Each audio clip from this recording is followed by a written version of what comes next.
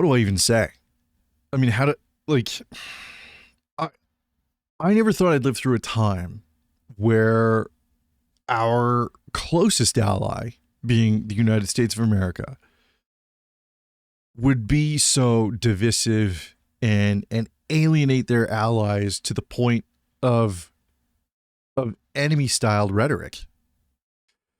And I don't say that hyperbolically. I mean, tariffs are a form of warfare. They can definitely be used as a form of warfare, I should say. But the things that this current president says, Donald Trump, and before anybody clicks off this video, I'm not an anti-Trumper. I'm not a Trump derangement syndrome person, but I am a veteran of the Canadian Armed Forces, and I served during wartime. No, I did not deploy to Afghanistan. I left the military prior to deployment and became a civilian paramedic. This is well documented in my books. But I was selected to be a pallbearer for the first Canadian medic to be killed in combat since the Korean War. And I lost many friends both in the conflict and years after the conflict. And so I feel like I have a position to speak from when it comes to his comments recently.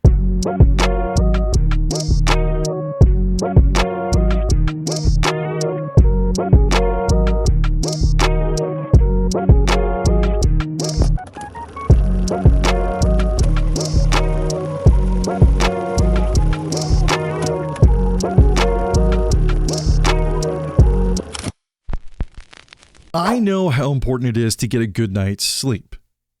Living with PTSD, I also know how hard it is to get a good night's rest, which is exactly why I have written, narrated, and recorded my very own sleep story that you can go and get off of my website, authormhennigan.com, and download it absolutely free. All I ask is that you take a listen to it, and if you like it, leave me a review or send me a message directly. But the most important thing that I ask is that you get a good night's sleep. Rain's story, the sleep aid, is available right now, authormhennigan.com. Go ahead and check it out. Now on to this episode of Unwritten Chapters, the podcast. And for those of you that are unaware of his comments, I will play them for you now because they are revolting. Reiterated his suggestion that NATO would not support America if asked. We have never really asked anything of them. You know, they'll say they sent some troops to Afghanistan or this or that. And they did. They stayed a little back, a little off the front lines. UK was the fact that he says that with a smirk on his face. The fact that he says it with a smirk on his face, but the fact that he says it at all, thinking that it's accurate and true. When, first off, Canada being one of the smaller militaries in the Western developed world, when America decided to invade Iraq as part of their global war on terror, when they decided to do that, do you know who took over frontline operations? Do you know who? Because Britain went with America into Iraq. Do you know who took over frontline operations? Canada. Canada took over frontline operations. When he says we sent some troops, Canada sent over 40,000 Canadian troops to Afghanistan during its theater of operation. 40,000. Of those 40,000, we lost 159 men and women. And there are thousands of disabled veterans living in Canada today, and arguably thousands that have ended their own life due to operational related stress.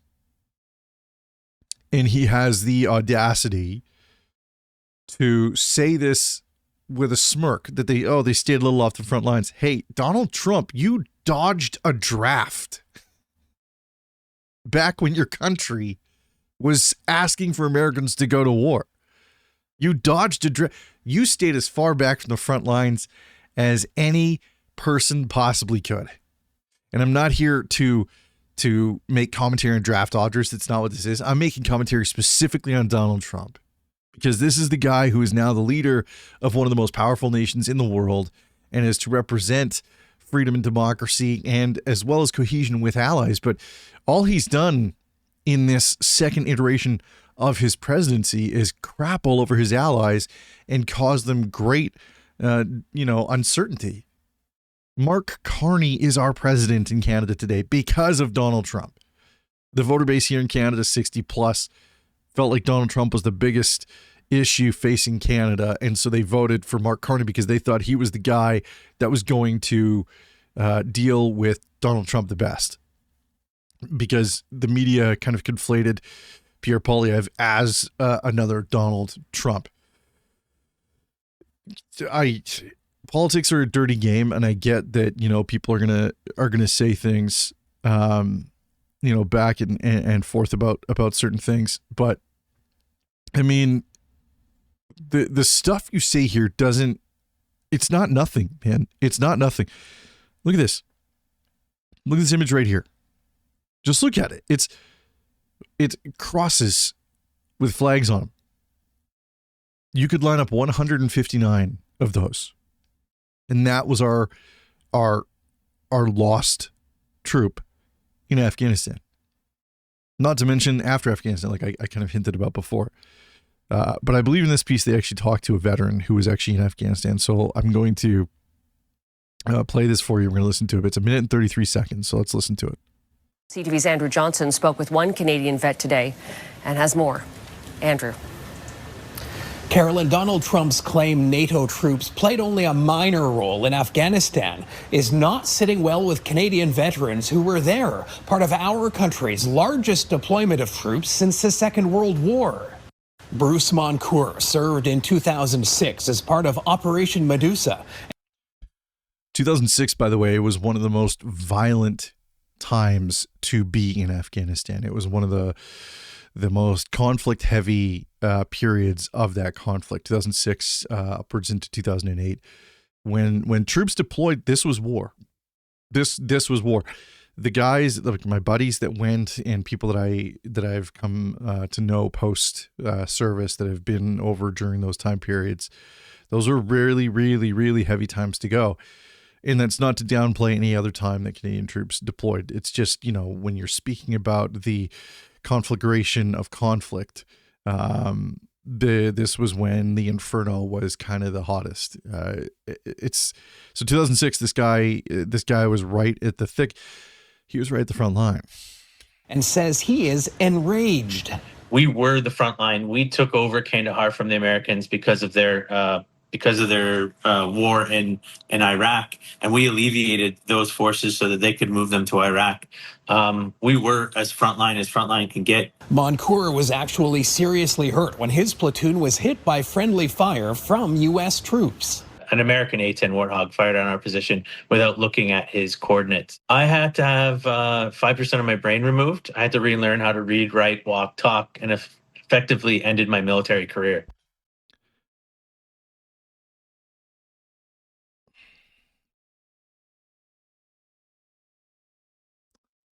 That's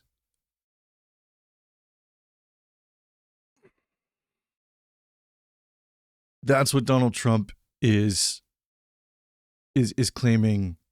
They sent a little bit of troops. They sent some troops. They stayed a little bit back from the front line. And he says it with a smirk on his face.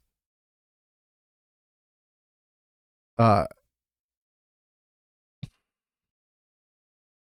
don't want this podcast to be a political podcast, not just this episode. This episode is fine, but I mean the podcast in general. It's just, the podcast is about my life. It's about my life and my observations on life. And so I'm not always going to get it right. I'm not always going to say things that you agree with. But on the podcast right now, after watching that interview and hearing what that soldier has to say, fuck you, Donald Trump. Fuck you. That is the most disrespectful thing I have ever heard from a leader of a nation who willfully accepted a multinational contingent of troops that fought and died because your country was attacked and you lost thousands of American lives on September 11th. And the commitment wasn't for a year or two. This was the longest running commitment to conflict that Canada has been a part of, that many countries have been a part of. And you have the audacity to invalidate that with a smirk on your face because you somehow think that you're above NATO. Listen, when it came to Canada, Canada at the end of World War II had the second largest navy in the world at the end of World War II. America didn't want to be sitting next to a person or next to a nation that had that large a force. There was many agreements, many trade deals, many conversations that happened with over many governments that said, listen, like we will defend your sovereignty. We will we're going to build up our forces. We don't want to be in an arms race with you. We have some stuff going on. So you could and we did downsize our military under the premise that, yeah, Americans were going to be kind of the ones that do the heavy lifting. That was what America wanted. America asked for that. America advocated for that, and Canada acquiesced. So revisionist history to bolster your bully tactics and your brash attitudes toward NATO, like, you dodged the draft, sir. You would have had time to read a book. I think you need to open some more books. You need to open some more books, and you need to surround yourself with people that aren't just part of an echo chamber. Your comments don't exist within a vacuum. There are consequences. This guy, this soldier, 5% of his brain learning to read and write again, not only to live with what he went through, the traumas that he went through. And now, years later, here we are, 2026, and he gets told tertiarily by the President of the United States, the very nation that Canada volunteered to go and help, that he stayed a little back from the front line. He stayed a little back. You know, when we went to he stayed a little back. What a dick. What a dick. 40,000 Canadians would go on to serve in the region, including the 158 who were killed. There was also plenty of outrage online from the dozens of NATO countries involved in the war. People posting photos like this one, captioned, "Canadian soldiers leaving Afghanistan in 2006 after doing nothing." Yeah, I think there was a day where we lost 5 or 6 troops in one go. I think this article is kind of, this is the written version of Bruce Moncur. Who, by the way, is a Canadian hero. A Canadian hero. Bruce Moncur, Canadian hero. Donald Trump, an international disgrace. International disgrace. I don't care that you're the president. I don't care that your rhetoric is designed to speak to your base, right? Like, I get that most of the stuff that comes out of his mouth is designed to speak to his base. I get that. And I understand that's politics. I understand all of those things. I really do. But at some point, you need to exercise some critical thinking and some higher level of thought at what you're saying. And, you know, when he talks about Greenland being vital to American protection, American sovereignty, to protect against potential threats from Russia and China, Alaska literally touches dick tips with Russia, like quite literally. And so it would behoove the Americans to understand geography first off, but it would also make a lot more sense militarily to bolster forces in Alaska as a dissuasion to Russian forces who aren't coming, by the way. They're not coming. They're not coming to invade America. They're not coming down the north to come through Canada. The amount of wilderness that spans that whole portion of, actually, you know what? Let me see if I can. Give me a second. Give me a second. Let me see if I can pull. Okay. Let's pull up There we go. Okay. Here. Okay. Can I close this ad? I can. Okay. Look at this. Okay, so here's the US. This is Alaska. Up here is where it touches, like, if you look at Alaska, it's on the top left of the screen. It says USA right there.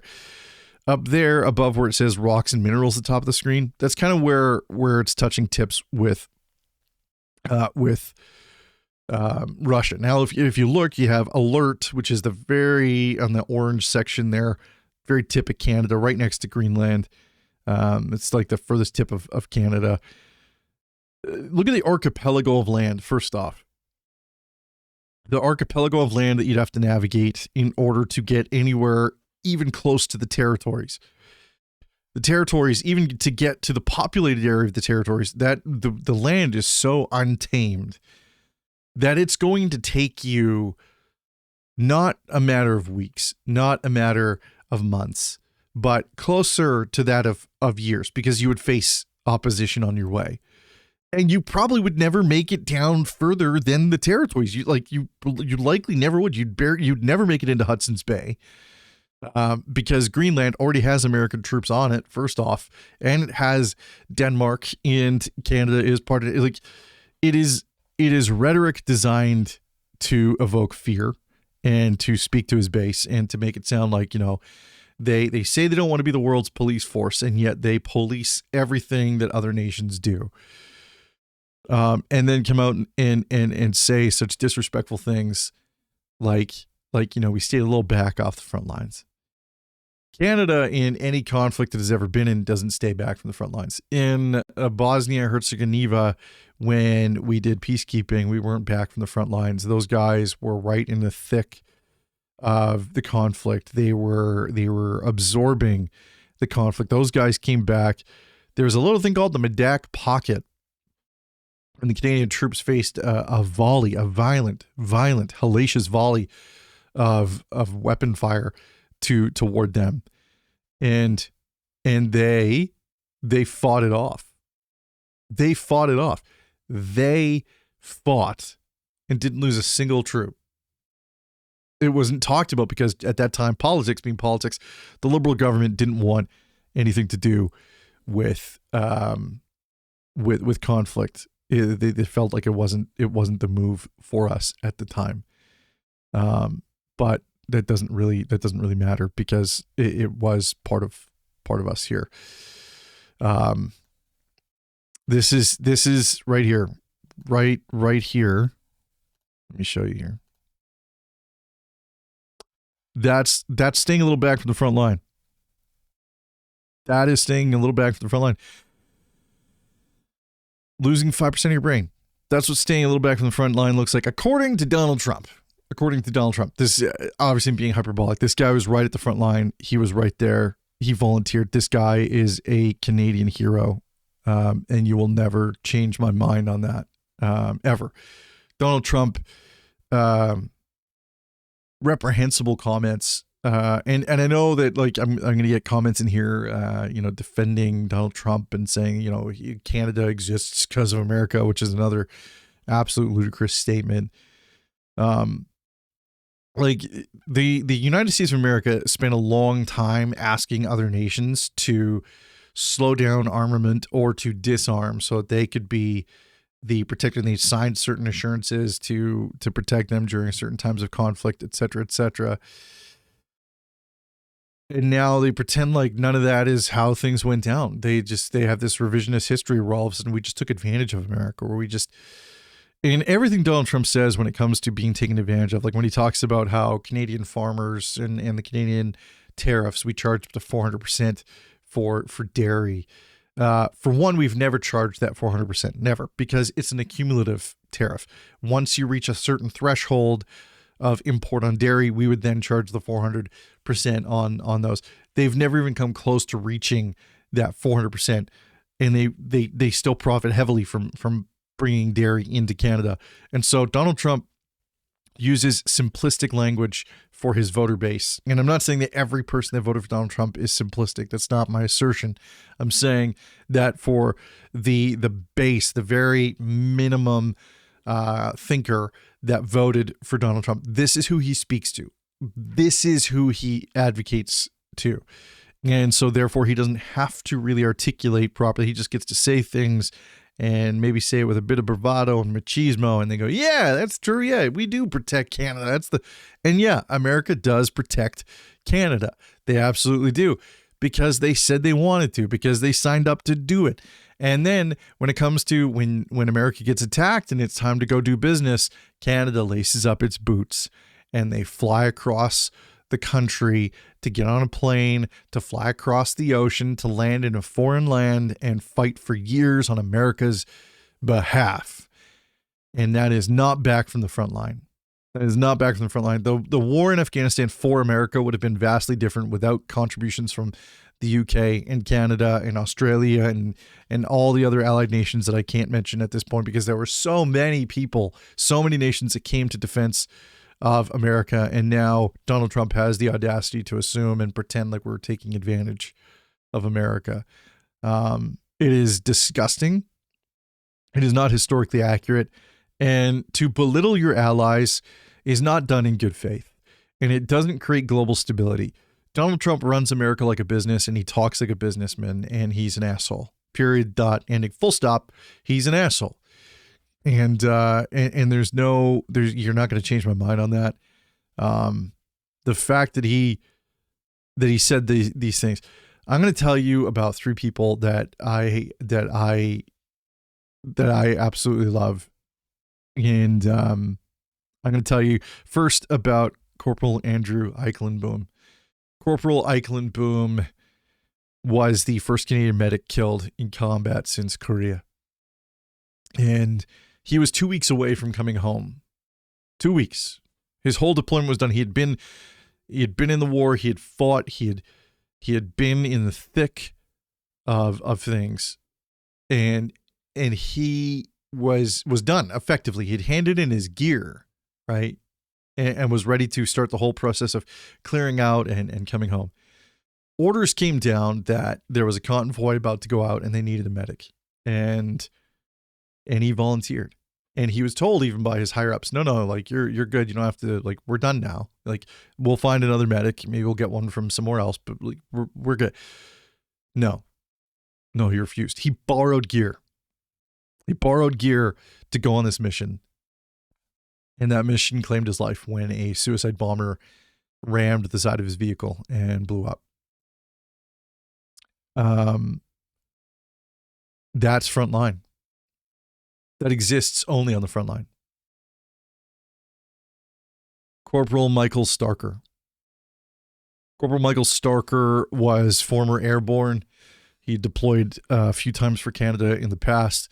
And he was also a Calgary paramedic, worked in the city of Calgary, very busy city. And he was also a member of the reserves in the military, the primary reserve force. So he worked in the reserves. And when an opportunity came to deploy to Afghanistan, he put his name in and let his desire be known, and he was selected to go. And so he joined our unit, 1 field ambulance out of Edmonton, to do workup, all the workup training, pre-deployment training. And I got to know Starker in that time. And Starker was as hard as coffin nails, man. But he also had this humor about him that disintegrate in like the toughest moments, he would make you laugh. And it was a testament to who he was as a person. And on May 6th of 2008, he was killed while in Afghanistan as part of the PRT, Provincial Reconstruction Team. So he wasn't in Kandahar. He wasn't in the wire. He was outside the wire in a remote part of Afghanistan trying to rebuild areas and trying to build infrastructure like roads and do his job as a medic. And he was killed. And after he was killed, came back to Canada. I was part of the honor guard to bury him. And so the last image I got of my friend was seeing him in a casket. He died on the front lines. He died on the front lines.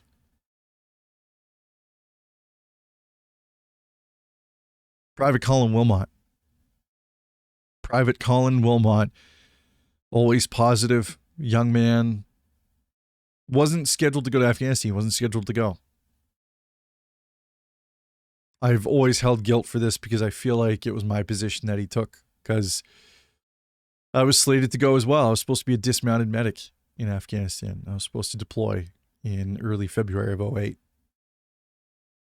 And I wasn't doing well. I was battling some demons as well as an unhealthy relationship and using poor coping skills and mechanisms. So I was drinking a lot and I was becoming a bit of an administrative burden. I was getting in trouble a lot. And so I felt, you know what, maybe I'll get out of the military and become a civilian medic, and that would fix things, which obviously it didn't.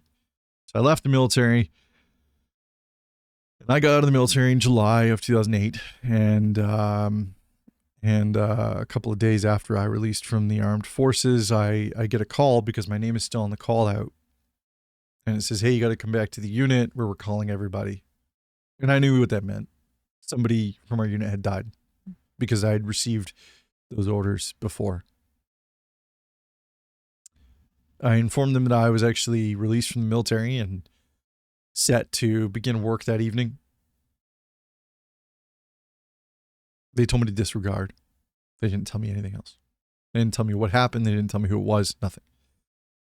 A friend of mine who was still serving the unit broke protocol and phoned me to tell me so that I didn't have to learn about it on the news. Colin Wilmot, who wasn't originally slated to go, demanded to go. He walked into the CO's office, pleaded his case to deploy, and he deployed. Because he was a motivated, fit, intelligent, incredible soldier. And so it behooved the Canadian military to send a man like that. And they did. And in a remote province, away from Kandahar, away from the safety, relative safety being relative in Afghanistan, right? It's not safe. But back at your home base, there's a certain assumption of safety. An illusion of safety is probably the best way to put it. He was in the Puji district of Afghanistan. He went on a patrol at night.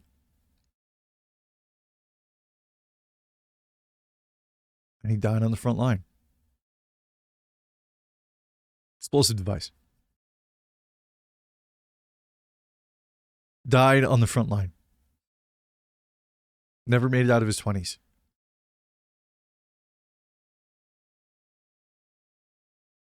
Donald Trump having the audacity to smirk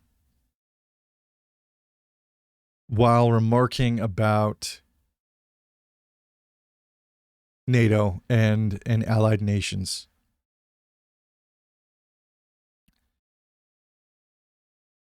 You know, I know that my therapist is likely to tell me some really intelligent things about why I shouldn't own or wear this anger. But I am angry. I was viscerally angry. Hearing him say that, listening to him say it, and his stupid smirk. That stupid smirk that he had the audacity to brandish when he was asked is just like, watch, this is horrific. If asked, We have never really asked anything of them. You know, they'll Lie. some troops to Afghanistan or this or that. And they did. They stayed a little back, a little off the front lines. UK was among several allies to He leans in too. He leans in like he's saying something real prophetic, real profound and honest and true. And really all he's doing is just shooting his stupid Dorito-stained mouth off. I don't know what happened to America, man. You had Biden before this, a guy who was essentially Mr. Burns. Prior to that, you had this, puffed up Dorito with bad hair. I don't know what happened, but this is not, if I woke up in an alternate universe and you told me that I did, I'd believe you. At this stage right now, I'd believe you. I'd say, yeah, you know what? I did. You're right. I did wake up in an alternate universe. That's true. That part I can believe. Yeah. Because I can't fathom. I can't believe what I'm hearing and the things that I keep hearing coming out of the United States of America. But this one right here from President Donald Trump, this is probably the most egregious, and I'm disgusted by it. Those three men I told you about, they are this country's very best.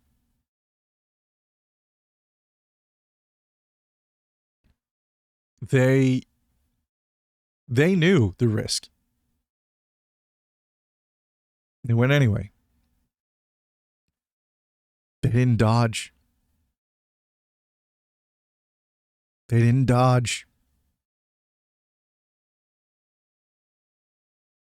They went. They volunteered. They volunteered because they had a moral compass. Because they had a desire. Because they had ethos. Things that this sitting president seems to know nothing about. And so, at the end of this podcast, in keeping with being a better person than I was many years ago and having a healthier disposition, I will close out simply by saying, Mr. Donald J. Trump, the President of the United States, sir, I salute you.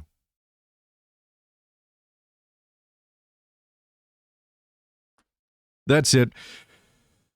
That's all I have to say. This has been Unwritten Chapters. I am Matthew Hennigan. Please like, share, and subscribe. If any of what I have said today resonates with you, share it with a friend. And if you are a Canadian service member who deployed to Afghanistan, thank you for your service. Thank you for what you did for our country, for me, and for what you did for the United States of America. You are this country and this world's very best. Take care, be well, and be safe.